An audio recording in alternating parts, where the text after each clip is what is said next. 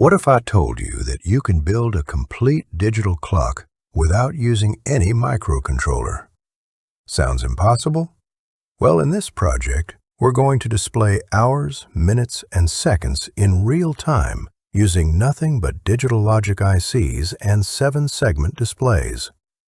By the end of this video, you'll understand how seconds are converted into minutes, minutes into hours, and how all 6 displays work together, just like a real digital clock.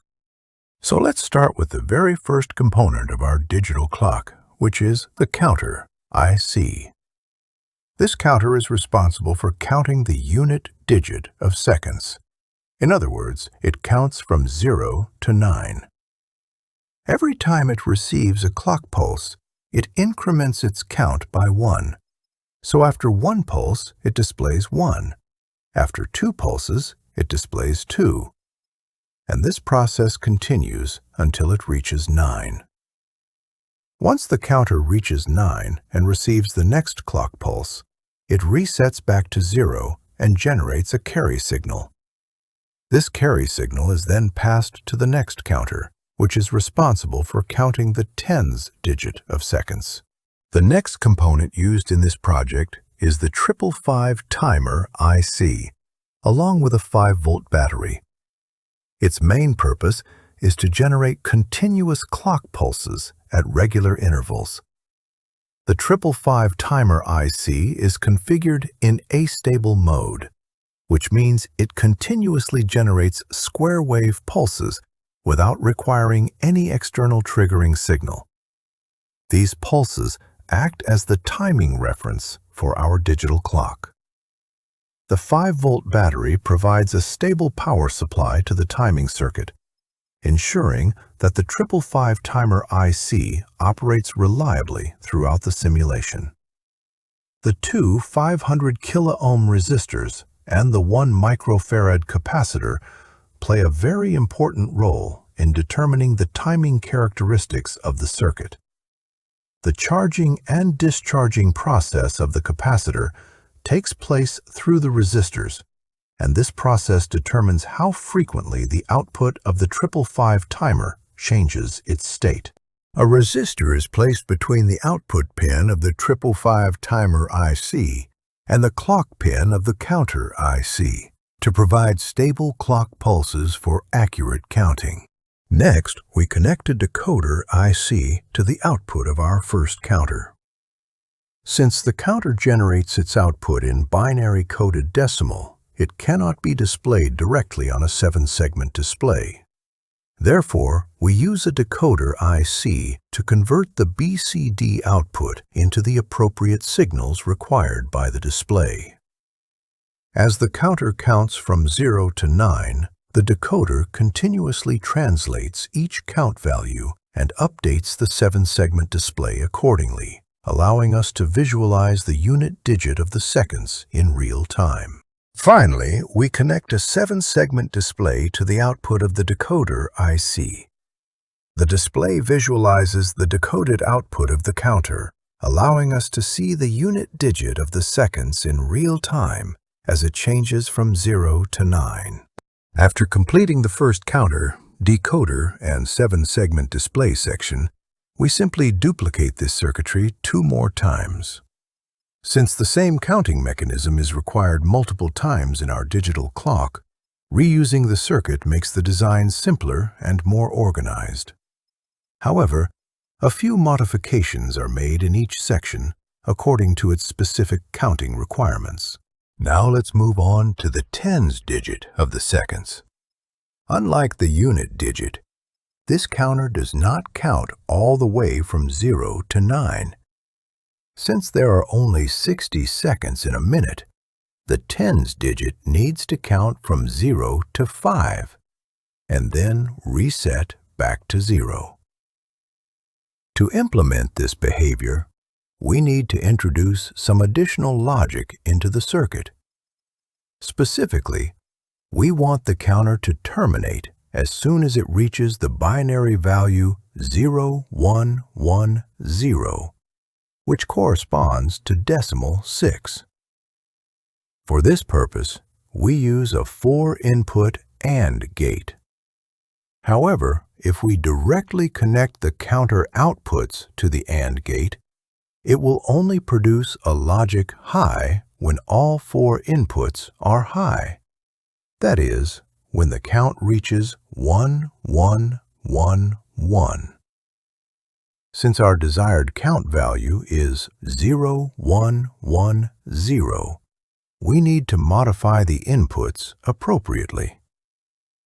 To achieve this, we pass the first and the last bits through NOT gates before connecting them to the AND gate. As a result, whenever the counter output becomes 0, 1, 1, 0, the inverted bits transform the input seen by the AND gate into 1, 1, 1, 1.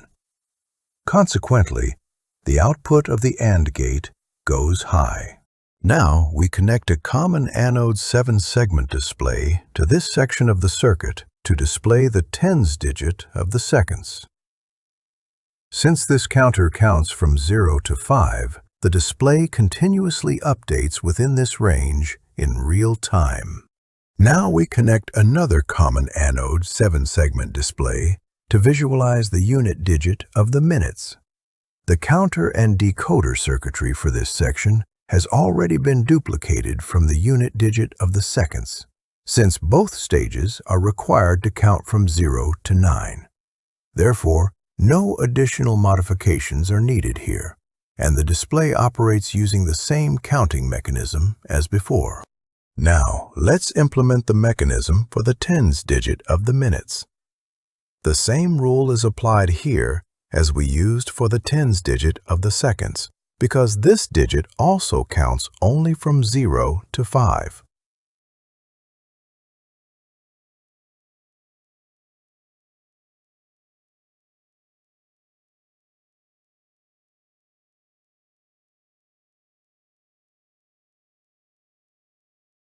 We again use a 4-input AND gate along with the required NOT gates to detect the binary value 0, 1, 1, 0 and terminate the count before it reaches 6. The logic implemented in this section is exactly the same as before. Once the counter reaches the count value of 6, the AND gate produces a logic high, indicating that the maximum required count has been reached.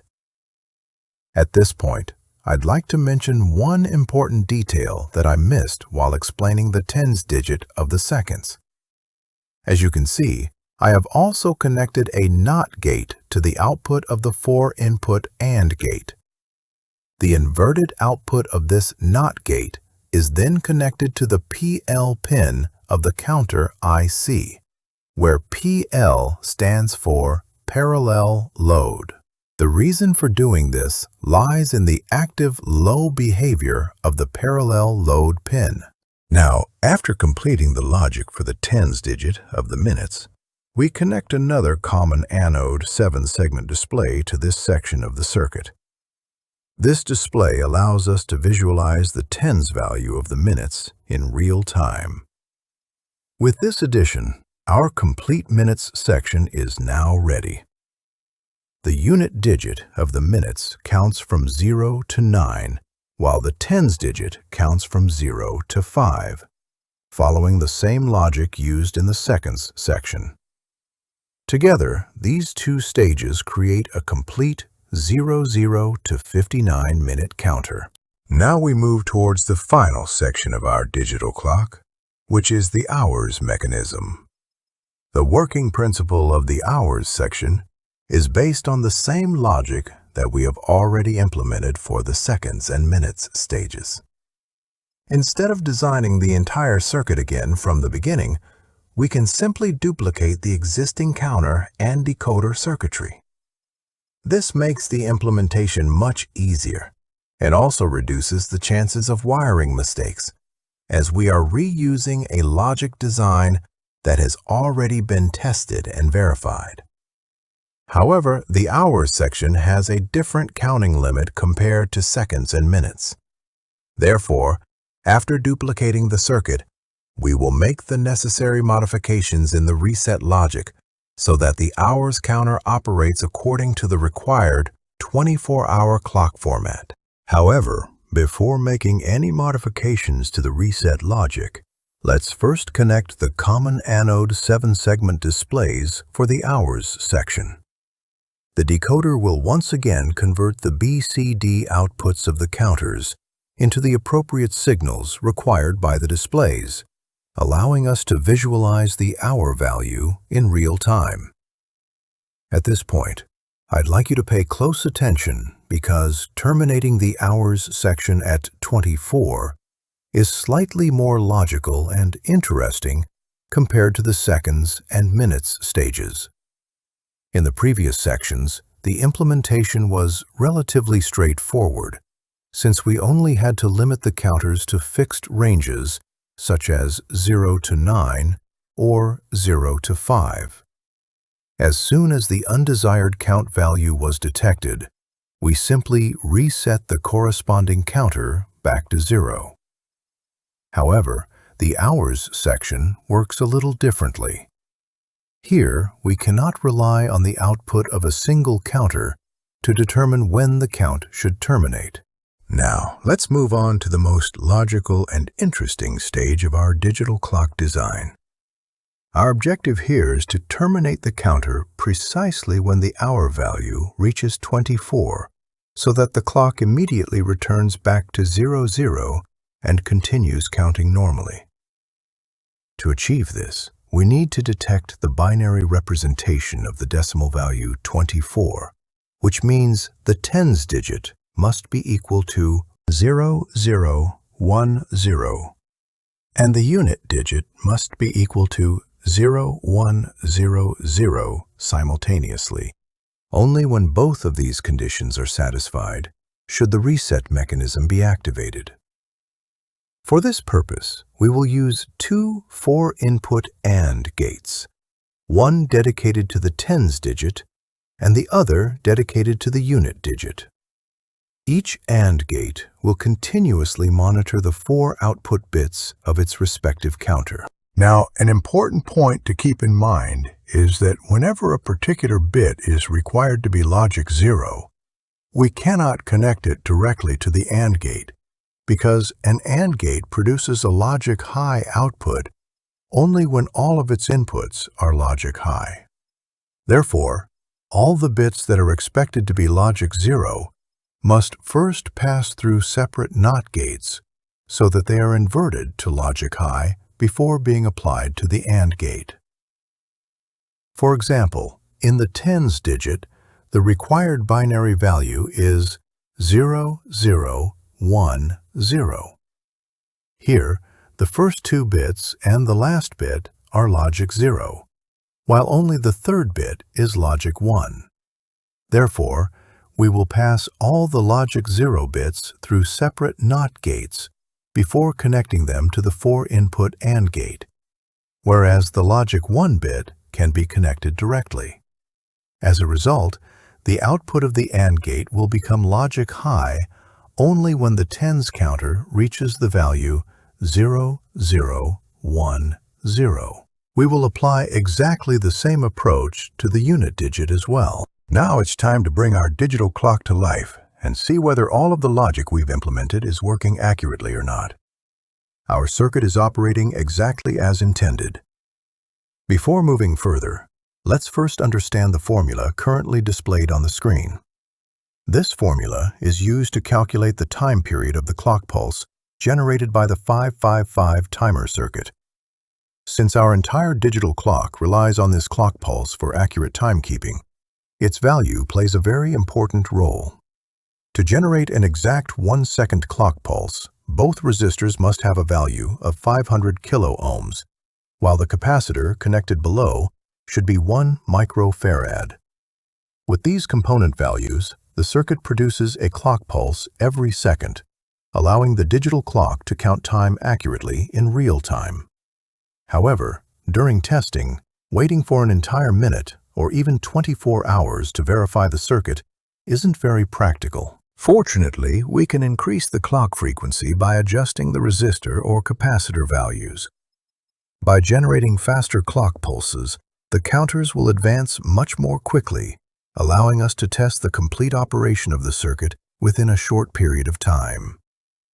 This makes it much easier to verify whether the counters are resetting correctly at 59 and whether the hours section is accurately terminating at 24 before returning back to 00. Now, let's observe the result after 50 minutes of operation. At this stage, I want you to pay close attention to the behavior of the counters. Our main objective is to verify whether the transition from 59 to 00 is occurring correctly, and whether the carry signal is properly incrementing the hours section. Now, let's perform the final and most important test of our digital clock. What you're seeing on the screen is the result after 23 hours of operation. Pay close attention and observe whether the clock correctly transitions from 23 hours and 59 minutes back to 0 hours and 0 minutes. If it does so without displaying any incorrect values, it confirms that our 24-hour reset logic is working perfectly.